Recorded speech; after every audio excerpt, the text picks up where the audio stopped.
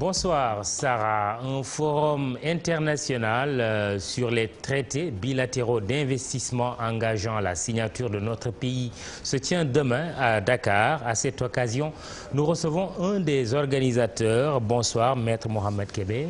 Bonsoir Mamoudou.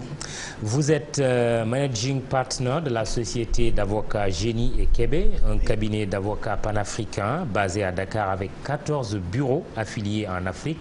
Votre expertise s'entend, lit-on dans votre biographie, sur le droit de l'investissement des pays de l'Afrique subsaharienne. Un forum international sur les TBI, comme vous le dites en tant que connaisseur. Qu'est-ce qu'il faut en entendre et pourquoi? Oui, merci Mamoudou. Je dois dire que ce qui nous intéresse à travers ce forum, c'est de faire ce qu'on appelle un état des lieux des traités bilatéraux d'investissement signés par le Sénégal. Un rapport qui a été commandité par ASILP, qui est un de nos organismes partenaires, a conclu récemment que le Sénégal est le pays de l'Afrique de l'Ouest, de l'UEMOA, qui a signé le plus de traités bilatéraux d'investissement, au nombre de 28. Premier de la classe. Premier de la classe. Souvent, d'ailleurs. Comme souvent. Comme souvent. Et qu'aujourd'hui, face au flux d'investissements directs étrangers que le Sénégal continue à avoir, surtout depuis l'avènement de son Excellence M. Macky Sall, il y a lieu de revoir ces TBI-là et de les voir dans un sens qui va dans l'intérêt de l'État du Sénégal. Donc, le rapport a conclu que ces TBI sont certes une avancée en termes d'attraction de l'investissement, mais aujourd'hui, ces TBI posent problème, puisque la façon dont ils sont rédigés, les axes principaux sur lesquels ces TBI s'articulent, par rapport au contexte dans lequel nous vivons, soutient que ces TBI doivent être revus. Donc, premier de la classe en termes de signature, mais pas forcément meilleur élève de la classe quand on procède à une évaluation? On ne dira même pas que c'est une question de meilleur élève ou du moins bon. La question ici, elle est la suivante. Qu'est-ce que ces traités bilatéraux d'investissement nous ont apporté jusque-là? Si le but a été d'attirer des investissements, c'est vrai que nous en attirons, et nous en attirons beaucoup actuellement.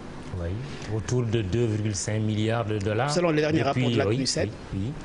Aujourd'hui, si vous prenez les derniers chiffres qui ont été divulgués lors du dernier forum sur le développement, le Sénégal est le 3e pays qui a le plus tôt fort de croissance parmi les 10, le premier étant la Côte d'Ivoire, le second la Tanzanie, et le Sénégal vient juste en 3e position.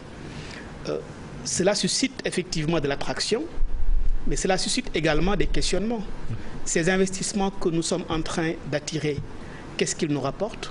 Les traités bilatéraux d'investissement que nous avons signés avec des pays occidentaux, comme d'autres, aujourd'hui, qu'est-ce qu'ils nous rapportent? D'autres pays qui ont été à la croisée des chemins comme nous, à un certain moment, se sont arrêtés pour revoir leur TBI. C'est le cas de l'Afrique du Sud. Et pourquoi vous dites attention au TBI? Mais nous disons pour organiser attention. un forum international sur le sujet. Nous disons attention parce que nous estimons que aujourd'hui, il y a un certain nombre d'alertes que nous avons pu voir et que ce rapport a pu toucher du doigt. Je donne un exemple. Au cours de ces dernières années, plusieurs États africains de l'UEMOA, qui ne sont pas partie de l'UEMOA, ont été attraits devant des juridictions d'arbitrage international. Au moment où je vous parle, le Sénégal est attrait devant le CIRDI pour un différend qui porte sur l'investissement. Nous venons de terminer un autre différend qui a eu pour base un traité bilatéral d'investissement signé par le Sénégal. La Guinée, qui est un pays voisin, fait face au même problème. La Mauritanie, qui est un pays voisin, fait face au même problème. Le Mali, qui est un pays voisin et qui fait partie de l'UEMOA, fait face au même problème. Alors, si on continue comme ça, demain, la question qui va se poser et qui s'est posée pour d'autres pays, c'est est-ce que finalement ces traités bilatéraux d'investissement-là ne nous fragilisent pas? Oui. Je donne un Parce exemple. Que quoi nous n'avons pas les atouts nécessaires, les arguments nécessaires à opposer à nos partenaires? En partie. Oui. Pourquoi en partie? Parce que ces traités-là sont libellés de façon à ce que les intérêts des investisseurs sont plus pris en compte que les intérêts de ce qu'on appelle les États d'accueil. Et ces traités également sont rédigés de telle façon que si l'État d'accueil fait face à une situation qui l'oblige à revoir le traité ou à revoir sa législation de façon à affecter des contrats d'investissement qui sont régis par ce traité, cet État risque l'arbitrage. C'est le cas des dossiers qui sont en cours. Alors, l'autre aspect qui nous semble important, c'est que des pays comme l'Afrique du Sud, des pays comme les États-Unis, quand ils ont eu à faire face à des situations pareilles, se sont arrêtés, ont revisité leurs TBI, les ont révisés pour prendre en compte leurs intérêts. Le but du jeu, donc, c'est d'amener le Sénégal, justement, à accepter une évaluation et à réviser au besoin ces TBI. C'est entre autres ce que nous voulons. Oui. Ce que nous voulons demain, c'est inviter les acteurs du secteur du développement et de l'investissement, au premier chef la présidence de la République, le ministère des Investissements, le ministère des Finances, les autres ministères comme le ministère des Mines, le ministère des Hydrocarbures, pour qu'ils viennent échanger avec nous sur ce que ce rapport a conclu, nous faire part de leurs commentaires, nous faire part de leurs suggestions, nous faire part de leurs critiques, pour que ce rapport soit beaucoup plus affiné. Parce que ce que nous visons en définitive, c'est qu'à la suite de cela, on le met à la disposition de l'État du Sénégal, qui pourra y puiser ce qu'il estime nécessaire pour aller vers cette politique que nous encourageons.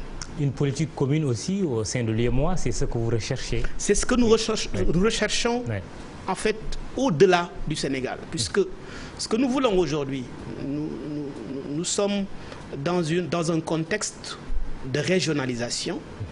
Le Sénégal fait partie d'un sous-ensemble qui s'appelle l'UEMOA, fait partie d'un autre sous-ensemble qui s'appelle la CEDEAO et d'un ensemble qui s'appelle l'Union africaine. Il y a des politiques communautaires qui sont mises en œuvre par ces ensembles-là, que ce soit d'un point de vue minier, que ce soit d'un point de vue des infrastructures. Mais nous estimons que, au lieu que chaque pays de l'Afrique de l'Ouest, CEDEAO, UEMOA, ait son propre modèle de TBI, il faut aller vers une situation où on aura un modèle type de TBI. Les pays de l'Afrique australe l'ont réussi à travers la SADC. Nous estimons que l'Afrique de l'Ouest, puisqu'on dit que l'UEMOA est l'une des entités régionales la mieux réussie en termes d'intégration, nous voulons qu'elle intègre justement cet aspect-là sur sa politique. Vous intervenez dans plusieurs domaines, domaine des fusions-acquisitions, ressources naturelles, réformes législatives, les infrastructures, les mines, tout cela c'est aussi vos domaines d'intervention. Où se situe le plus de risques en termes de TBI? Dans quel domaine? Écoutez, aujourd'hui, si on fait l'évaluation des différents, puisque les risques, quand on les parle, on les juge par rapport aux différences. Ce qu'on appelle différences, c'est les litiges que cela a créés au niveau des tribunaux d'arbitrage.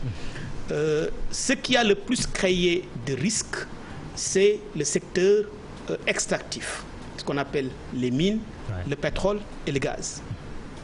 Et ça nous intéresse. Hein. Ça nous déjà intéresse, puisque minier, nous sommes en plein dans le minier. Absolument. Et l'une des questions sur lesquelles nous sommes récemment allés en arbitrage au Sirdi concerne le secteur minier. Le secteur des infrastructures. D'ailleurs. Malheureusement, je ne peux pas le dire puisque notre cabinet est partie prenante de ce dossier et nous ne sommes pas autorisés à en parler. Mais il y a également des questions sur les infrastructures, puisque en fait, au moment où je vous parle, il y a aussi un autre différend dans lequel le Sénégal est partie prenante au Sirdi, qui concerne des questions en fait d'infrastructures. Quand je parle d'infrastructures, je parle d'infrastructures aéroportuaires, aéronautiques. En fait, il y a également... Là aussi, vous ne pouvez pas en parler. Je ne peux pas, puisque la procédure, elle est en cours. On peut juste dire que cette procédure, elle est pendante, mais malheureusement, on ne peut pas l'effleurer. On n'est pas autorisé. Il y a aussi des procédures qui sont en cours. Par exemple, je donne le cas du Mali, pour vous parler de ces dossiers-là, ou de la Guinée, ou de la Mauritanie, dont j'ai parlé tout à l'heure.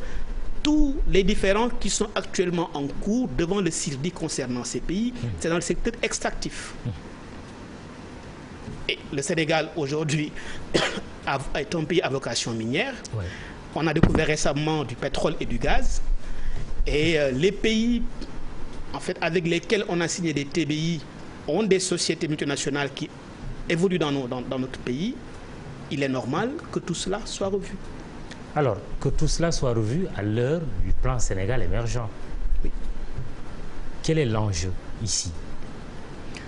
L'enjeu, il est multisectoriel, si je peux dire, mais je vais peut-être prendre deux situations. Le premier enjeu, c'est que nous avons effectivement au Sénégal un plan qui s'appelle Plan Sénégal émergent, qui est en train de faire des avancées significatives. Je dois dire que c'est avec ce plan qu'on est arrivé à être le 3e pays qui a le plus tôt fort de croissance en Afrique. C'est important de le noter. Oui. Des infrastructures sont en vue, que ce soit dans le domaine ferroviaire, que ce soit dans le domaine maritime, oui, que ce soit dans le domaine également en fait, de l'extraction des ressources naturelles. Il est extrêmement important que l'État revoie sa politique de traité bilatéral d'investissement sur ces questions. Pourquoi? Puisque c'est des secteurs dans lesquels vous avez aujourd'hui ce qu'on appelle les nouveaux droits. La Constitution, on en parlait d'ailleurs, la nouvelle Constitution. Tout ce qui concerne en fait le droit au développement durable, tout ce qui concerne l'environnement, tout ce qui concerne les questions de santé publique, c'est des questions extrêmement importantes que les nouveaux traités bilatéraux d'investissement, comme ceux revus par les États-Unis, ont pris en compte et que le Sénégal n'a pas pris en compte. Donc ça, c'est le premier point. Le second point, c'est que si nous voulons aujourd'hui être un pays qui continuera à attraire de l'investissement, il faudrait qu'on sorte de notre jargon traditionnel, puisque le Sénégal aujourd'hui est un pays qui attire des investissements de tous les coins du globe. Surtout étrangers. Étrangers. Et le secteur privé national se plaint. Quelle est sa place dans ce que vous allez faire dans ce forum?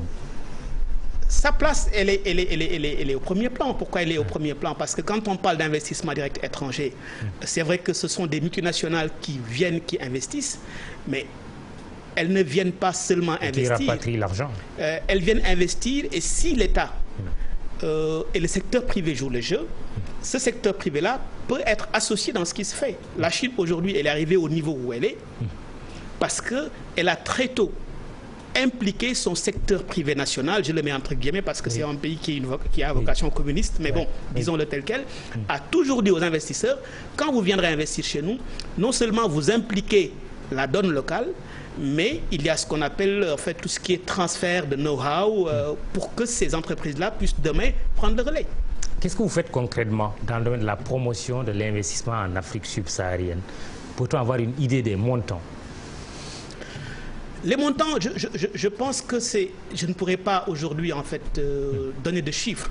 Le dernier rapport, par exemple, de la CNUSET dont j'ai parlé a avancé, je veux dire, des sommes extrêmement importantes en termes d'investissement direct étranger au Sénégal. C'est sur des milliards de dollars, donc c'est extrêmement important. Maintenant, je pense que cela peut être multiplié par 2 ou multiplié par 3. Mais ce qu'il faut voir aussi, c'est comment l'État et comment les Sénégalais et les Sénégalaises pourront en jouir. Absolument. Il faut que la richesse profite aux Sénégalais. Voilà. Et non que l'investissement appauvrisse les populations, parce qu'on l'a vu aussi.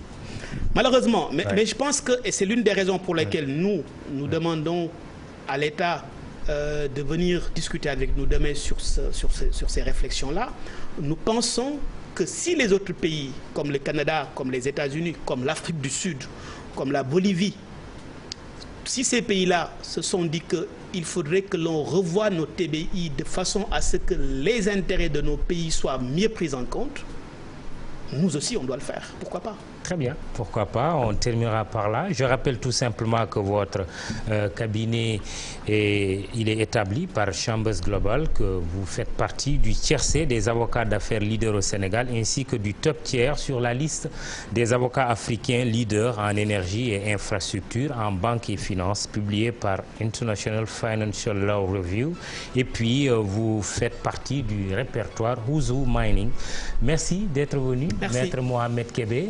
Plein succès à votre forum, si on peut dire comme ça, mais surtout pour le bénéfice du Sénégal. Absolument, pour le Sénégal et pour l'Afrique, demain, rendez-vous avec Antoine Diouf, Inch'Allah. Merci de nous avoir suivis ce soir encore.